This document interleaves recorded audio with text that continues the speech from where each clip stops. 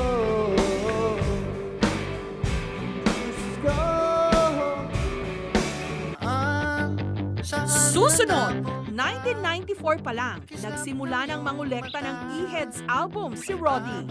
Ang kanyang mga memorabilia, umabot na sa 100. Para sa akin, ito nga mga cassette tape na to ang pinaka-prize possession ko kasi lahat yan hindi mo na makaka-capture sa panahon ngayon. Saan na napunta? Nagsunod-sunod pa ang kanilang album at hits. Mukha mo si Paraluma nung tayo ay bata pa. At ang galing-galing mong sumayaw, mapabugi man o cha-cha. Hanggang noong 1997, nung nakamtan nila ang MTV Asia's Viewers' Choice Award, kauna-unahan para sa isang Filipino artist para sa awitin nilang Ang Huling El Bimbo. Lalo pa silang sumikat bilang isa sa mga itinuturing na music icon ng dekada 90. Sa panaginip na lang panakita, maisasayaw, magkahawak ang ating kamay at walang kamalay-malay na tinuruan mo ang puso ko na umibig na tunay. Ngunit taong 2001, nagkahiwa-hiwalay sila ng landas. Matapos ang 13 taon, ang Eraserheads nag-sem-break muna. Nagkanya-kanya sila ng banda. The greatest Filipino band of all time! Hanggang noong August 30, 2008, mahigit 5 taon matapos nilang magkawatak-watak, tinupad nila ang kahilingan ng kanilang fans. Nagdaos sila ng isang concert. Mukha mo si Paraluma. Prove that we could play together. And we actually played better than we have ever played. Pero matapos ang 15 kanta, habang nasa alapa-apa ang marami, halatang nanlata si Ellie.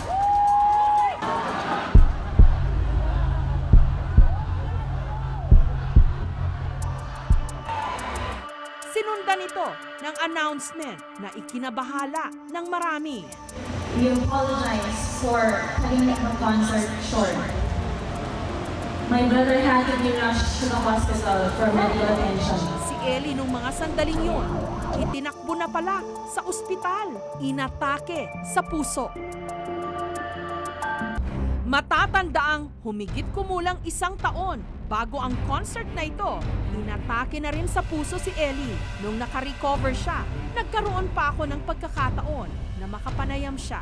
Anong pakiramdam? Medyo surreal.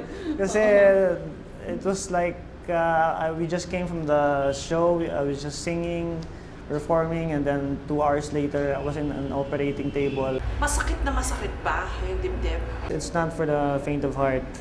It really is painful. Kasi hindi natin alam kung ano mangyayari next year, so might as well habang nandun pa yung energy ng mga tao at pati yung energy namin nandun pa. Mas maganda na yung sooner than later.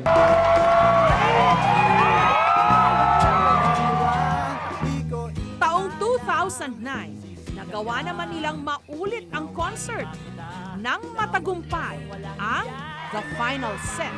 Buti na lang, Sabado bukas. Nagkahiwa-hiwalay man, hindi naman mamamatay ang pagkahumaling ni Roddy sa E-Heads, Certified Eraserheads fans. Saan na napunta? 1994 pa lang, nagsimula ng mangolekta ng E-Heads album si Roddy. Ang kanyang mga memorabilia, umabot na sa 100. Para sa akin, ito nga mga cassette tape na to ang pinaka-prize possession ko kasi lahat yan hindi mo na makaka-capture sa panahon ngayon. siguro sa internet na lang, maririnig mo na lang siya. Pero yung lahat to talagang may istorya kung paano ko siya nakuha. Ang concerts na pinuntahan niya, naitago pa ang tickets, pati clippings tungkol sa kanyang mga idolo, naipon niya. Pero dahil sa kanila, nakita ko yung ano ba talagang gusto kong gawin sa buhay ko. Of course, number 1, gusto kong maging musikero. Number 2, gusto kong makatulong sa banda. Gusto kong maging, of course, creative, like sa pagsusulat or sa pagkagawa ng event. Lahat yan nag-dictate na kung ano yung ginagawa ko sa buhay ko from then to now. Pero para sa akin, ang laki ng utang na loob ko sa musika nila.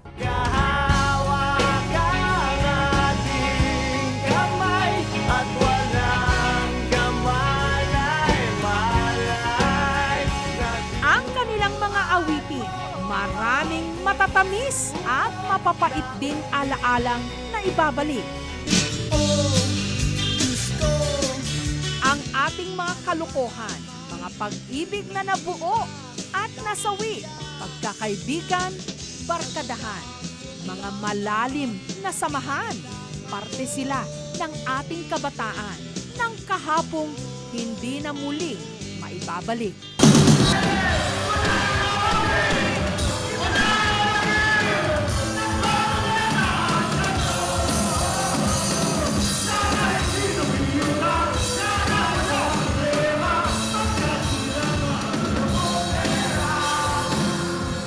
Habang nandyan sila at paminsan-minsan, sasama-samang muli, namnamin natin.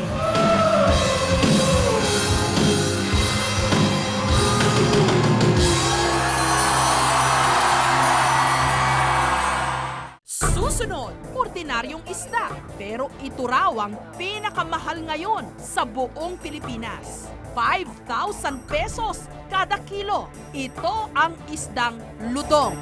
Minsan na kasi isang taon yan, talaga mataas ang presyo niyan, ma'am. I-video muna tayo. Sa videong ito, nakuha sa bahagi ng karayrayan sa Abuan River sa Ilagan, Isabela. Ipinagmamalaki ng mga lalaking ito kasama ang mga katutubong agta ang kanilang huling isda. Kung titignan, ordinaryong isda. Pero ito raw ang pinakamahal ngayon sa buong Pilipinas. 5,000 pesos kada kilo. Ito ang isdang ludong o lobed river mullet dahil sa pabilog nitong tiyan. Endemic o matatagpuan lamang ito sa ilog ng Cagayan sa Cagayan Valley at sa ilog ng Santa Abra mula Ilocos Sur hanggang Abra. Ayon din sa mga kwento-kwento, ito raw ang paboritong ipahain ni dating Pangulong Ferdinand Marcos noon sa kanyang mga bisita. Kaya naman tinawag itong President's Fish. Pero ang mga ludong, unti-unti na raw ngayong nauubos. Nagtanong-tanong kami sa mga restaurant sa Maynila kung kilala ba nila ang isdang ito at kung nakapaghain na ba sila nito. Minsan pa meron nakpadala dito sa amin, binibenta namin, very expensive yan. Before, maraming restaurant nagsiserve ng ganong klaseng isda, especially pagmamahalin na laureate. Ang pinakamasarap na parte, nasa kaliskis at saka nasa skin niya. Kasi doon ang pinakamalasa at saka may parang taba niya. Kahit pa sa mga bagsakan ng isda at sa ilang mga palengke, medyo may reputasyon ang isdang ito. Pagka nakakahuli ka ng ludong, ma'am, minsan na kasi isang taon yan, ma'am, talaga mataas ang presyo niyan, ma'am. Nakaparehas lang po sa kulay ng bangus. Pero yung pagkaiba, ma'am, yung mga palikpik niya, saka yung ulo niya, ma'am, medyo malaki yung ulo ng ludong. Saka yung mata. Ano yung mata? Malaki, ma'am, yung mata niya.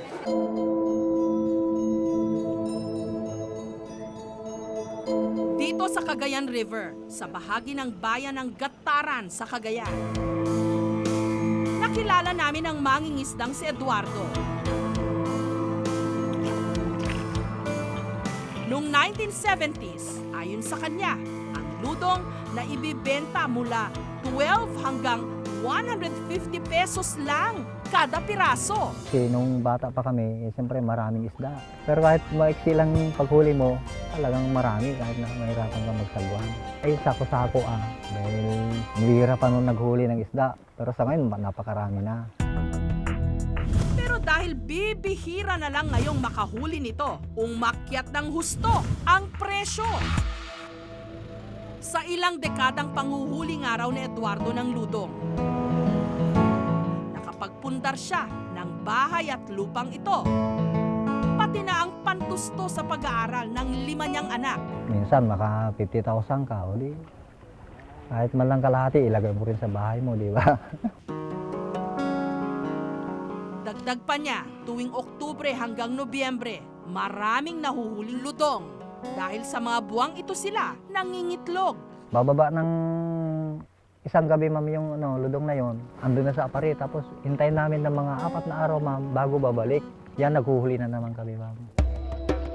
Yun nga lang, simula sa taong ito, bawal na ang panghuhuli ng ludong mula Oktubre hanggang Nobyembre. Nauubos na raw kasi ang populasyon nito, ayon sa BFAR o ang Bureau of Fisheries and Aquatic Resources. October kasi yun yung months na nagmamigrate sila sa dagat para mangitlog. So lahat ng nahuhuli from October to December, mga gravid sila or buntis sila. By law talaga naman kasi, bawal sana yun talaga na hulihin yung mga gravid or yung mga spawner.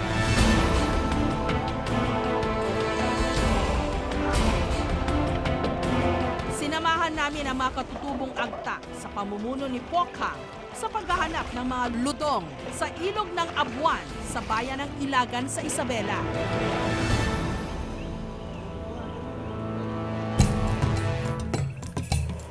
Dahil salungat sa agos ng ilog, makailang ulit na kinailangang itulak ng mga agta ang kanilang mga bangka, lalo na sa mga bahaging mabato at mababang tubig. Napakahirap sila na mahuhuli at dun sila sa malakas na agos. Dun sila nakatira, ma'am.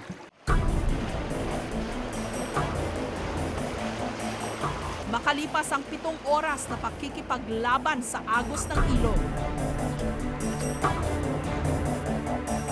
narating ni Pokhang ang bahagi ng bundok ng Kasigayan. Dito raw nila uumpisahan ang paghahanap sa napakailap ng ludong. Dito sa ganito, ma'am, matatagpuan sa gabi. Pero sa araw, dyan sila ng ganyan, yung mga agos na malalakas. Yung mga butas-butas na bato, ma'am, dun sila nakalagay. Kaya mahirap silang hanapin.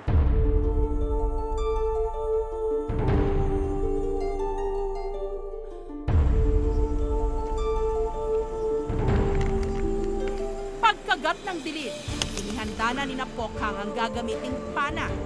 Pag na tinamaan nito, talagang patay na patay. Kaya yung pag namatay na, inuulam namin, hindi may binibinta.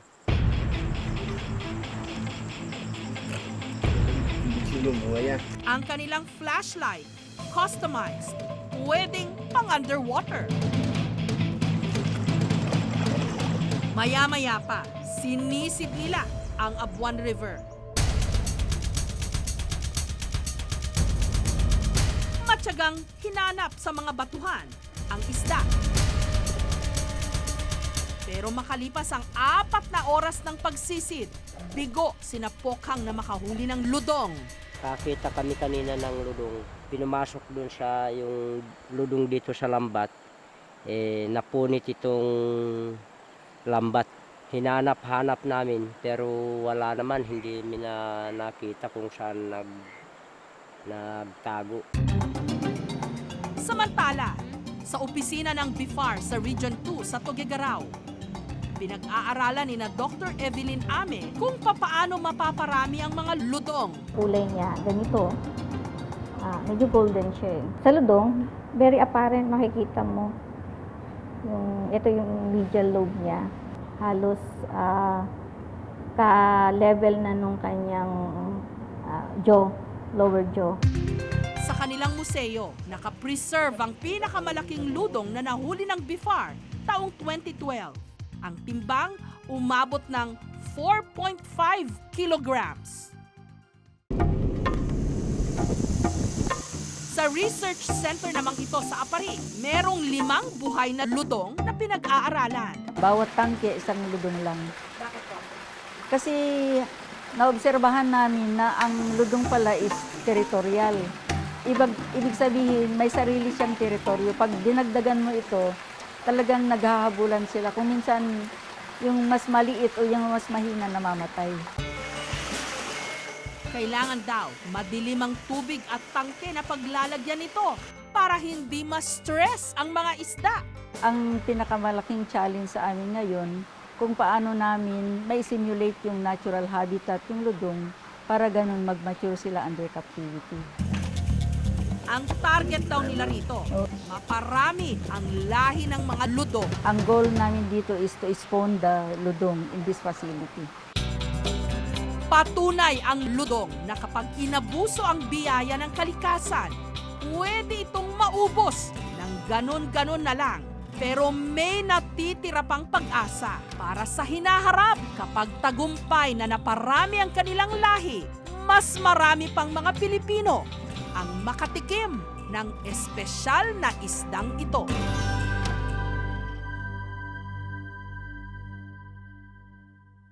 Susunod, pambansang kamao Manny Pacquiao.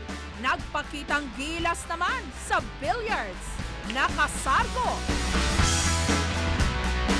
Ang world champions na sina Efren Bata Reyes at Django Bustamante. Boxing, darts, basketball, pati na billiards. Lahat na yata ng klase ng sports pinasok na ni Manny Pacquiao. Pinagsama-sama pa niya ang ilan sa pinakamagagaling na billiards champions sa buong mundo. Kabilang na ang ating sina Efren Bata Reyes at Django Bustamante para makipag-sargohan.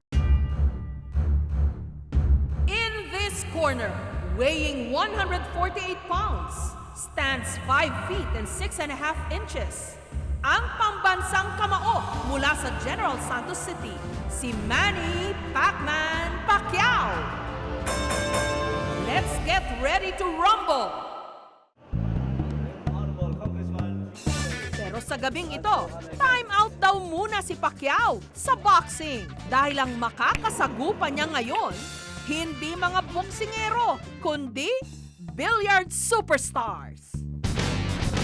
Katulad nina Alex Pagulayan, Dennis Orcolio, Antonio Lining, double world pool champion Ronnie the Volcano Alcano, Billiards Congress at America Hall of Famers and multiple world pool champions na sina Francisco Django Bustamante at Efren Bata Reyes, aka The Magician.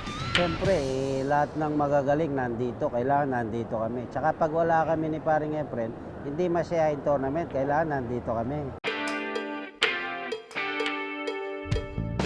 Ito ang kauna-unahang MP o Manny Pacquiao Cup International Open 10-ball doubles tournament. May mga manlalaro rin mula Canada, Korea, UAE, Taiwan at Germany. Patulungan natin yung mga billiard players natin sa buong Pilipinas and then promote natin how peaceful our place here in Jensa, in Sarangani. Doubles ang labanan. Ang team na makakashoot ng number 10 ball ang makakakuha ng puntos sa round. Ang unang makakuha ng 9 na puntos, panalo.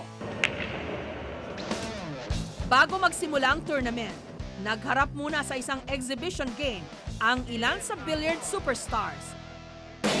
Ang magkakampi, sina Manny Pacquiao at Ronnie Alcano. Ang kanilang kalaban, sina Django Bustamante at Efren Bata Reyes.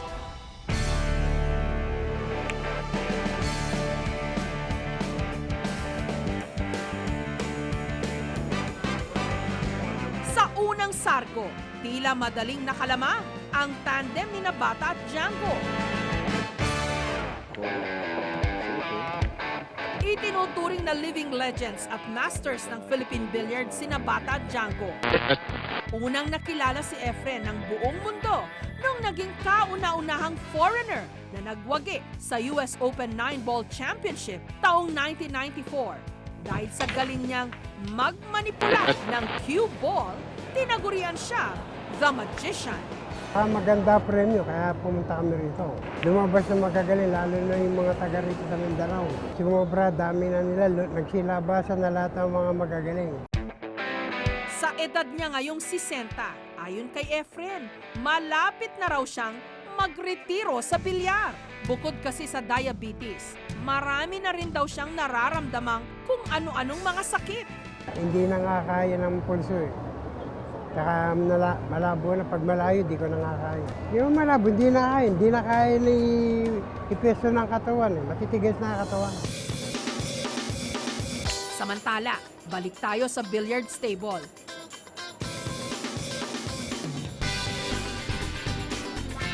Nakapuntos din sina Manny at Ronnie. Matagal na raw magkaibigan at magkapartner sa bilyaran ng dalawa. Noon daw kasing taong 2000, si Manny ang nagsilbing backer at sponsor ni Ronnie sa iba't ibang money games at tournaments. Nagmamanager siya ng pustahan. Bago bandang huli, minanageran niya na rin ako noong 2011 sa Qatar ng World 9 Ball. So, ako yung lumaro din ng final. Si Ronnie rin daw ang nagsilbing coach ni Manny sa bilyar. Kung hindi siya nagboxing, malamang magaling na rin siya. Malamang professional. Confident naman daw ang tinaguriang The Volcano na mananalo sila laban kina Efren at Django. Minsan na rin kasi niyang natalo si Efren sa bilyar. Oh, Efren missed position there. Well, it's not over yet, guys. Well, that does it. At tila magiging dikit nga ang laban dahil sa ika-6 na round, nakahabol na sina Ronnie at Pacman.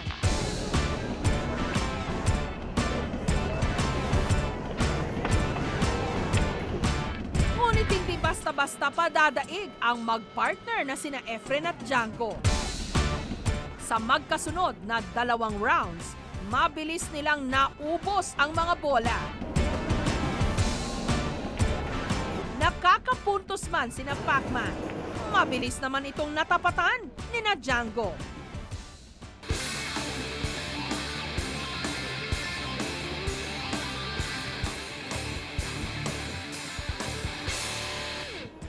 Ang nagwagi sina Efren at Django. Siyempre, proud kami dahil nakakalaban namin yung world champion natin sa boxing. Kahit sa bilyar, magaling si Congressman. Dahil siya batak siya, palagi siya naglalaro. Matapos ang friendly exhibition game ng mga superstar, diretso sina Pacman at Ronnie sa una nilang tournament match. Sa ibang mga table, mainit na rin ang laban sa pagitan ng mga local at international player. Sino nga kaya sa kanila ang mag-uuwi ng top prize na umataginting na $40,000 o mahigit 1.7 million pesos? Abangan!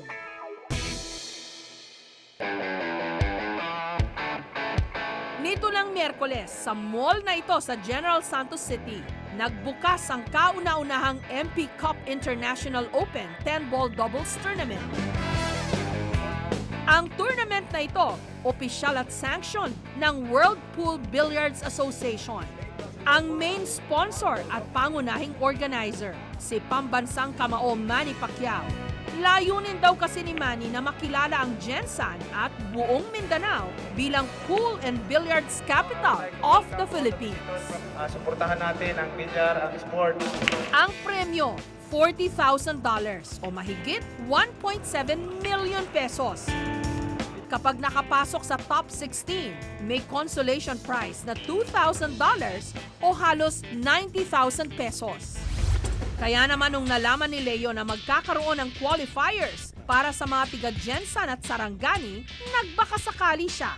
Kahit pa wala pa siyang experience sa mga malakihang billiards tournament. Pangarap ko rin makalaro sa World Cup. Nakikita ko yung mga idol ko, mga galing. Tulad nila Efren, Django, Alcano. 14 anyos pa lang daw si Leo nung nagsimulang mahilig sa bilyar.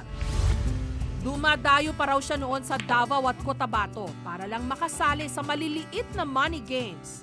Ang tangi raw niyang kakampi noon, ang kanyang ama. Kaya nung pumanaw ito taong 2012, nawalan na rin daw siya ng ganang ipagpatuloy ang pagbibilyar. Siyempre masakit po yung pagkawala niya kasi siya lang po yung sumusuporta sa talent ko po ito. At kung sakasakaling makapag-uwi, kahit consolation prize, balak daw niyang ipaayos ang libingan ng kanyang ama. Ang makakapartner ni Leo sa sarguhan, ang security guard na si Arnold, tubong Sarangani. Kagaya ni Leo, first-timer din si Arnold na makasali sa ganito kalaking torneo. Dream come true nga raw kung makakasarguhan niya ang mga idolo niyang katulad ni na Efren at Django. Baka dirtehin tayo na masilat yung mga magagaling. Bigla na lang siguro tayo sumikat kahit sandali.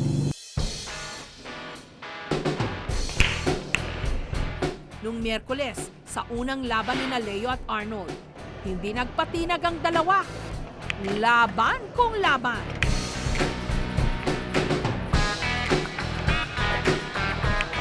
Sa huli, sila ang nagwagi.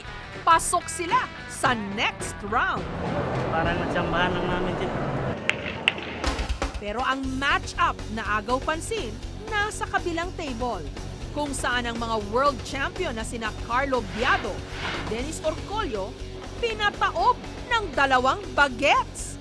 Ang tandem ng junior national team members, ang 15 anyos na si Cheska Centeno at ang 14 anyos na si Jeffrey Roda. Grabe, ang saya-saya po namin eh. Kasi hindi namin iniisip na mananalo pa kami doon. First time namin naglaro sila Di Arturo at saka si Carlo Biago eh. Magandang laro ng mga bata. Magandang potential to kasi mga bata pa yun eh. So, promising. Nito lang Hunyo, napabilang si Jeffrey sa national team matapos magkamit ng double gold medal sa palarong pambansa. At nitong nakaraang Asian Junior Championship sa Taipei, naka-third place si Jeffrey sa 9-ball boys division. Si Cheska naman, mas batikan sa mga international competition. Suportado ng kanyang tatay. Naghahanap sila ng mga sponsor para makapaglaro sa iba't ibang bansa. Huwebes ng tanghali, simula na ang round 2. Sa isang table, sina Manny laban kina Lee Van Corteza at Jundel Mazon. Habang sina Leo at Arnold nakikipagpalitan ng sargo kina Napoleon Labrador at Lauro Bongay. At mukhang nilisa na sila ng kanilang beginner's luck dahil sina Leo at Arnold umuwing luhaan. Sa kabilang table, it's David versus Goliath, ang ating mga junior billiards champion kontra sa world champions mula sa Germany na sina Thorsten Hohmann at Canadian na si John Mora. Unang sargo pa lang, mukhang nape-pressure na ang ating junior players. Sablay ang tira. Kaya madali silang naungusan ng mas malalaki nilang kalaban.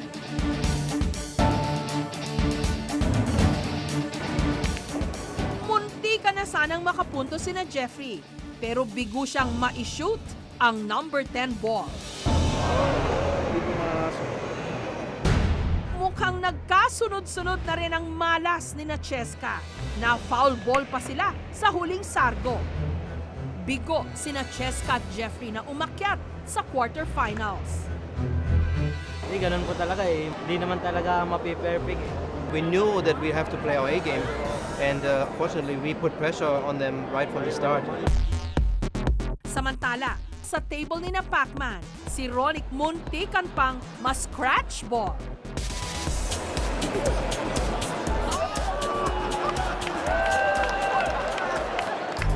Pero mabilis ring naging seryoso ang labanan.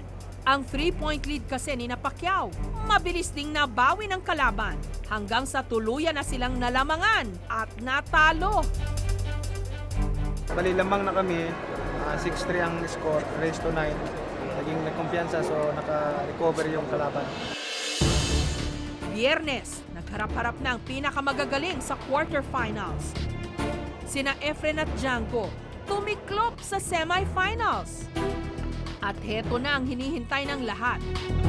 Sa huli, ang maghaharap sa final match, si Thorsten Hohmann mula Germany at si John Mora mula Canada. Laban sa pambato nating rising stars na sina Jeffrey the Bull de Luna at Jeff Ignacio.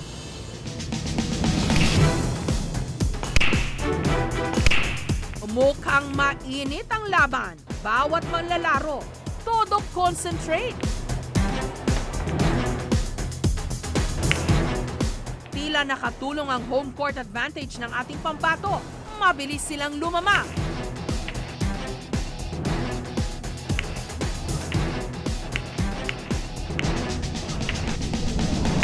Sa huli, ang nagwagi. Alright, and there you have it, the winning shot. Nasunod lang kami sa isa't isa. Kung ano yung gusto ng isa, Kasi, bibigay namin. oo, Para hindi kami magtalo. Kung ano Kasi yung... isa lang dapat masusunod. Kasi sa larong to, kailangan isa lang utak ang gumagana. Ang buhay katulad din ng bilyar. Hindi lahat ng sargo maganda ang break. Pero sa pampihirang pagkakataon kagaya nito, pihado, walang uuwing luhaan. Dahil sa huli, lahat natututo at gumagaling. Yan ang sure ball.